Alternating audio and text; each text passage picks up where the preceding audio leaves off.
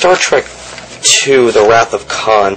I only liked 4 Star Trek movies. I liked this one, First Contact, Nemesis, and the newest one, but the only really ones I liked. Wrath of Khan, very classic film, great performance by Ricardo Montalban.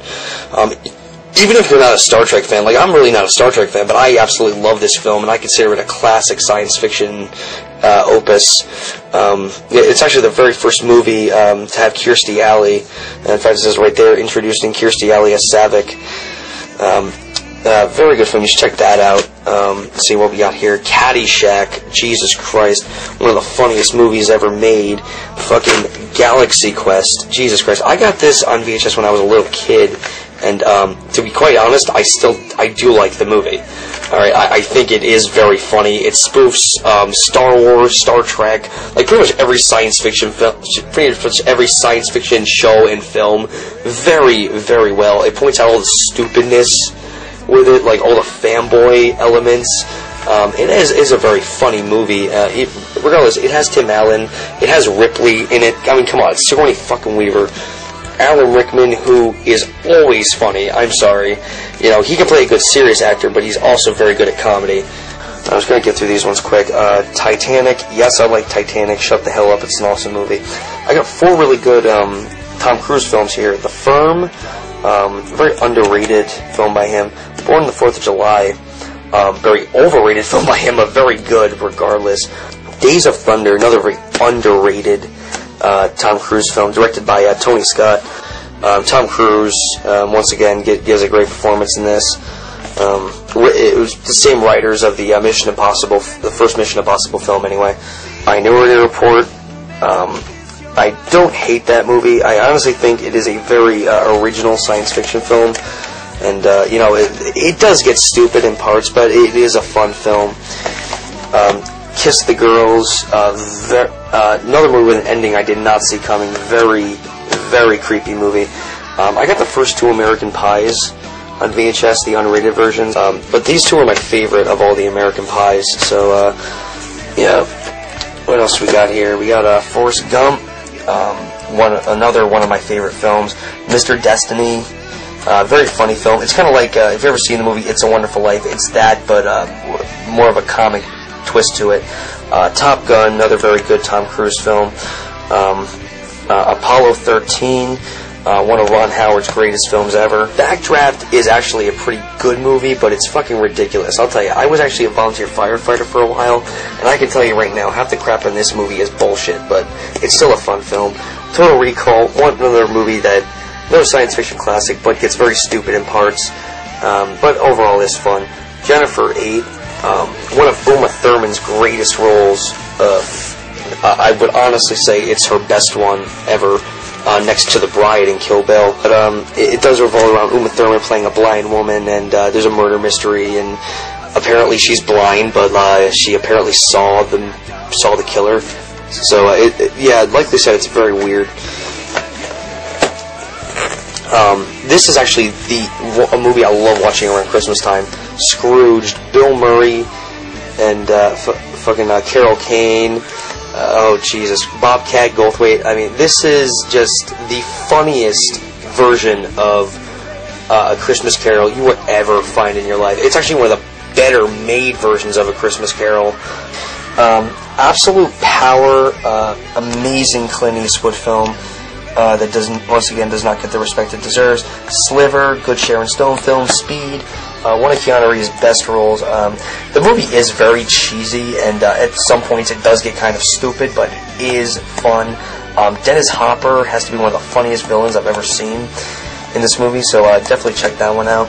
The X-Files. I absolutely loved the X-Files show, and this movie I remember seeing with my dad in theaters, and I remember just absolutely loving it. Liar Liar, in my opinion, one of Jim Carrey's greatest comedic performances. Miracle on 34th Street, classic fucking Christmas movie. The Punisher, great movie. Didn't really follow the comic too well, but it is a good movie regardless. I love Braveheart. Oh, here's one. Bruce Willis in Striking Distance. Now, and Sarah Jessica Parker's in this too. This movie actually revolves around a cop who accuses the police force of killing his father.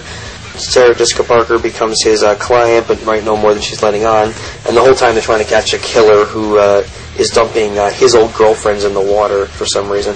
Very good mystery film, and another movie where the ending just throws you through a loop and you just don't expect it. Oh, here we go. This movie was the shit when I was a kid. Willow, Jesus Christ. I mean, Val Kilmer's performance as Mad Mardigan, I don't think can be topped. It was too damn funny, too fucking, just insane.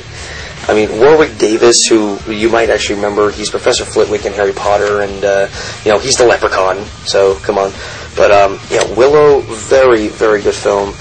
You should definitely check that out. It's one of my favorites of all time. Cliffhanger, another very underrated Stallone film. This is another Al Pacino classic, Serpico. Jesus fucking Christ, Serpico. Sidney Lumet, one of Sidney Lumet's greatest fucking movies. It's about the real life, cop Serpico, who was a policeman who refused to take bribes and collect money from the mob on the side, and he wanted to turn all his buddies in, and eventually they all turned on him. Very, very good story, very good film. Now, this is actually one of my favorite movies of all time, and a lot of people are going to probably be pissed about it, but Robin Hood, Prince of Thieves, I think this is one of the greatest Robin Hood movies in history, if not the greatest. Okay, it's not historically accurate, but that's the thing, it's historical fiction, it's really not supposed to be. It's like Amadeus. Amadeus wasn't fucking historically accurate at all, and neither was Forrest Gump, but once again, it's historical fiction, and it should be taken as such. Here's a Chuck Norris film that I absolutely love, Missing in Action 2, the beginning. I don't know why they called it Missing in Action 2, because it is obviously the prequel, but it was a very, very beautiful film. Chuck Norris has never been more badass than in this movie. This is another one, the remake of The Blob. I love this film. It's one of my favorite horror remakes, and I get a lot of shit for that, but Frank Darabont wrote it, and I love Frank Darabont. I pretty much love every movie he does. The Mist excluded. I thought that movie was crap.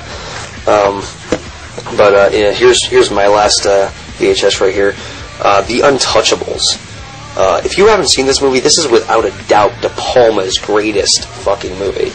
I love Scarface with all my heart. I really do. I actually enjoyed the Black Dahlia. In fact, I got the poster right there. But I did love this film. Okay, and finally for the VHS collection, I know I've gone very long with this. I've actually gone a lot longer than I should have, but I actually want to show you now my what I consider like the holy grail of my VHS collection right here. Cecil B. DeMille's The Ten Commandments. Very great movie. I understand, like, it's biblical and everything, and it's very long, but, it's a movie you should definitely see at least once in your life, and I'm actually very fortunate to have this two-tape collection, and, of course, we got the great Charlton Heston, who you might remember in Planet of the Apes.